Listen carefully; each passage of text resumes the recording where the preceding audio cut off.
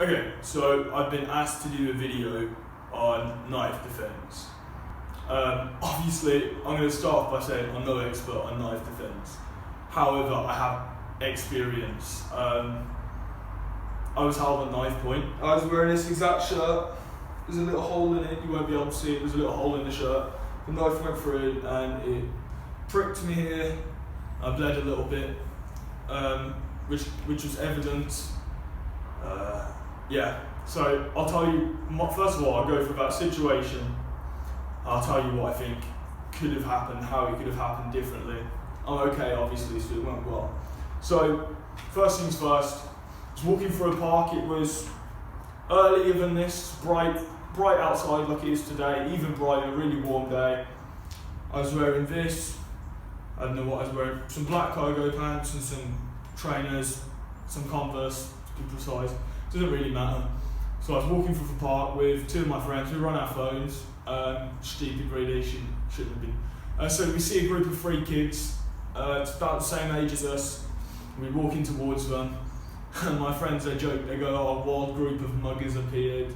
We're having a bit of a laugh about it. And as I get closer, the kids get up, they start walking towards us. There's 4 of them. I'm not really that worried. You know, they're smaller than me. I could take them in a fight easily. My 2 friends who are smaller than me, same age as me, they get behind me. I turn around to them. Again, I shouldn't have really turned around, got rid of my spatial awareness. But how it goes, I turn around like this to them.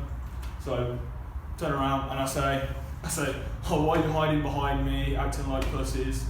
You know, I'm having a bit of a laugh. And I turn around here, and as soon as I turn around, the guy at the front, he initiates it. He pulls out a carving knife from behind his back. He pulls out about 9 inches carving knife, kind of thing you'd cut your Christmas turkey with.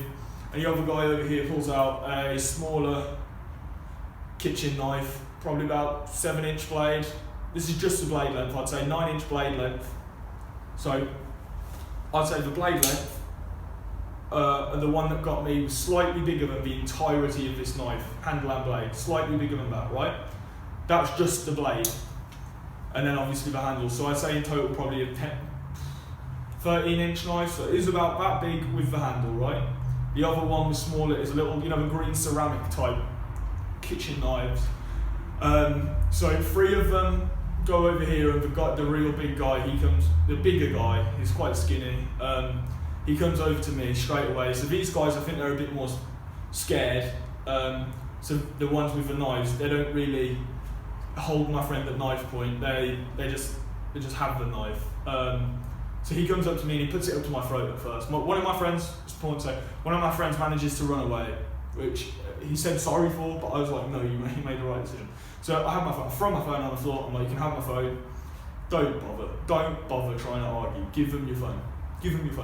Give them whatever they want. It's not worth getting stabbed. So he held it to my neck at first, so I went like this, and I walked backwards so that it wasn't touching my neck, and I went like this. And he brought the knife down then, which is what I wanted. He brought the knife to my stomach here, right in my abdomen here, and he's just poking me with it a little bit.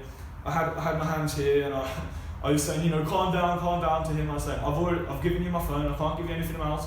You know, there's no need to hold me at knife point anymore. You've got the stuff. I can't give you anything else. I can't. Just trying to calm him down. He was shaking. He was really kind of, you know, shook up. He was, his adrenaline was running. You could tell he'd never done so. Well, maybe he had, but he was nervous about it. And they got my friend's phone over here. He was my friend has social anxiety.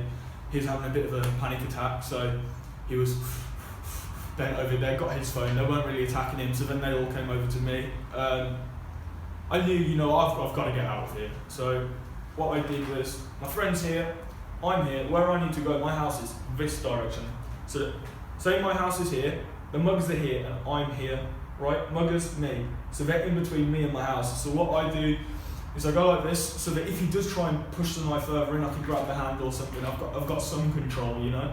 So I rotate like this, keep that knife. I'm like, whoa, calm down. He kicks me once in the arm and he slips, but he regains his stance and he comes back. Didn't hurt, and I rotate, so I'm like this, yeah?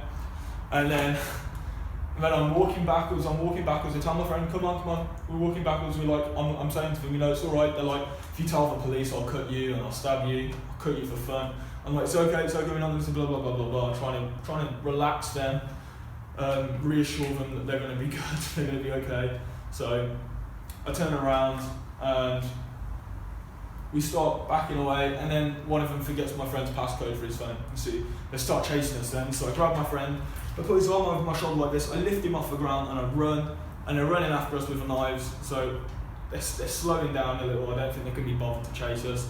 So I turn around, I shout back a threat to them, I say, if you follow me home, I'm armed, I'm going to shoot you, my exact words, right, my exact words, and I shouldn't have said it because I agitated them, but I said, if you follow me home, I'll blow your fucking brains out the back of your head. And they stopped chasing me then. But I shouldn't have said that because that could have backfired on me in court. But it didn't, luckily. Luckily, it didn't end up going to court, so. But police didn't really care police didn't care. He said, it's a quite serious thing because he was armed and you've got the mark. But again, we know who the guy is. We know where he goes to college. But the police weren't really interested in the follow-up. First thing I did, changed all my passwords, blocked him out, set trackers on my phone, all stuff like this. I locked him out my phone using my phone company and the phone itself, using the app that's on my phone to lock him out. All stuff like this, changed all my passwords on everything. I did the same for my friends, I changed all their stuff for them. And so how would it have gone differently? My advice is give them what they want. My second piece of advice is have control. So I had control, right? I had my hands here. So if he had tried something, I could have stopped him. But my worry was if I went for this knife, they could come at me with that knife, or even worse, if I went for this knife, they could then attack my friend. So I was like, I'm not even gonna risk it.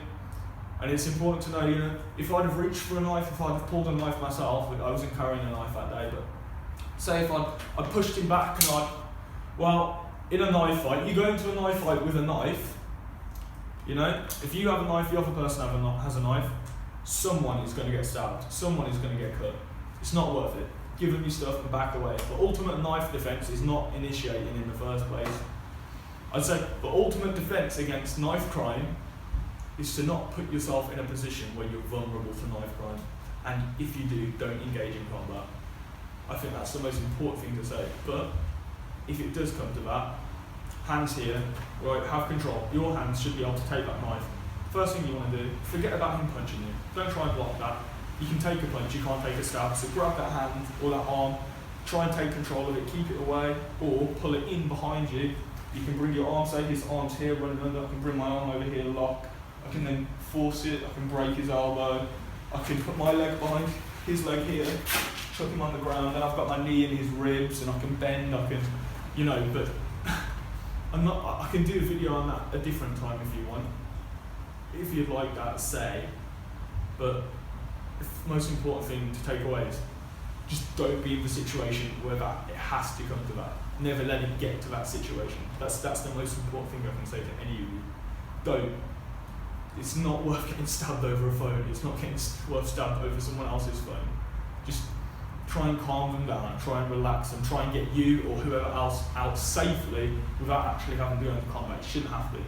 If you go into a knife fight, two people going into a knife fight, someone is getting stabbed, someone is getting cut, yeah? So first things first, I'll go through it some basic information. Right, first things first, give them what they want. 2, calm them down. 3, take control of the situation. And 4, keep your eyes on that knife. Don't lose control. So back away, don't turn, back away. And then 5th, get out of there, right? Let law enforcement take over from there. Even if they don't help you in terms of getting the criminal a sentence, they may help you to come to terms with it, okay? If you want a video on actual knife combat, I'll do that, I'm willing to do that, but you asked me for knife defense, and this is knife defense. Ultimate knife defense is not putting yourself in that situation, and that's the most important thing to take away. Thank you.